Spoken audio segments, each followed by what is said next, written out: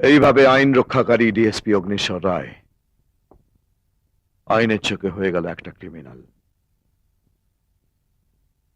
Jail পলাতক একজন খুনের আসামি।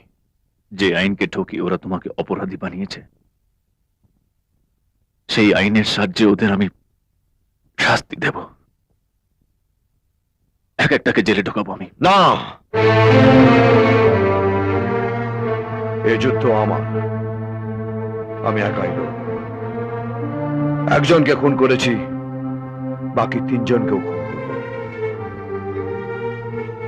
তুমি যেটা করতে চাইছো সেটা আইনের চোখে অপরাধ দাদা। অগ্নিশ্বরের চোখে নয়, আমার সংবিধানের 542 ধারা। অপরাধকে শেষ করতে হলে আগে অপরাধীকে মারো। তাহলে তো তুমি আমার কাছে মিথ্যে হয়ে যাবে,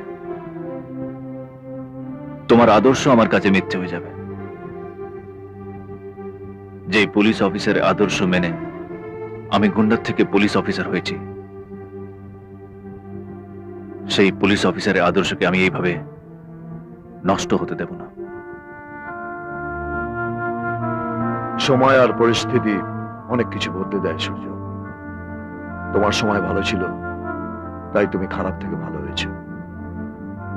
আমার সময় আর পরিস্থিতি কোনোটাই ভালো ছিল না, তাই অগ্নিশ্বর রায়ের সংবিধান বদলে গেছে। ভালো থেকো। যাওয়ার আগে বলে যাও আমি কি করব। তোমার ইউনিফর্মের সম্মান করবে। একজন পুলিশ অফিসারের যা ডিউটি তুমি তাই করবে। তাহলে সেই পুলিশ অফিসার তোমাকে আইনের কাছে আত্মসমর্পণ করতে বলছে। ভাইফোঁটা নিয়ে আমি দিদিকে কিচ্ছু দিতে পারিনি, তাই আজ এই কেসটাকে রিওপেন করে আমার দিদির খুনিদের আইনের পথে শাস্তি দিয়ে আমি তোমাকে নির্দোষ প্রমাণ করতে চাই। আর সেটাই হবে আমার দিদিকে দেওয়া সবচেয়ে বড় উপহার।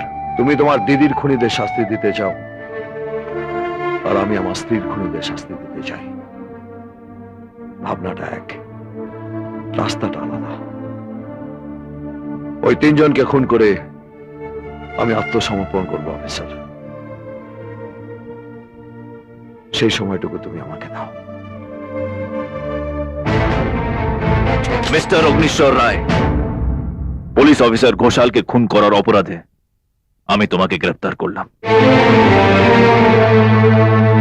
যদি আমাকে গ্রেফতার করতেই হয়, তাহলে প্রমাণ সমেত গ্রেফতার করো অফিসার। স্বেচ্ছায় আমি তোমাকে ধরা দেব না। ইচ্ছে করলে তুমি আমাকে পেছন থেকে গুলি করতে পারো, কিন্তু তুমি যে ডিএসপি অগ্নিশ্বরের আদর্শে তৈরি, সে কখনো অপরাধীকে পিছন থেকে গুলি করে না, মারে সামনে থেকে।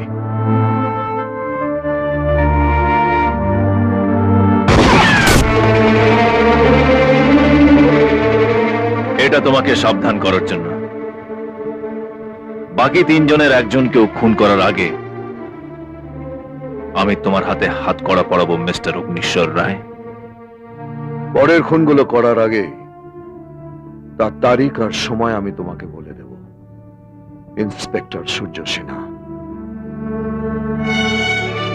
তোমার আর আমার আর একটা যুদ্ধ শুরু হলো। দেখি জিত কার হয়, তোমার না আমার। যদি আমার জিত হয়, তাহলে জানবে তোমার দিদির আত্মা শান্তি পেয়েছে।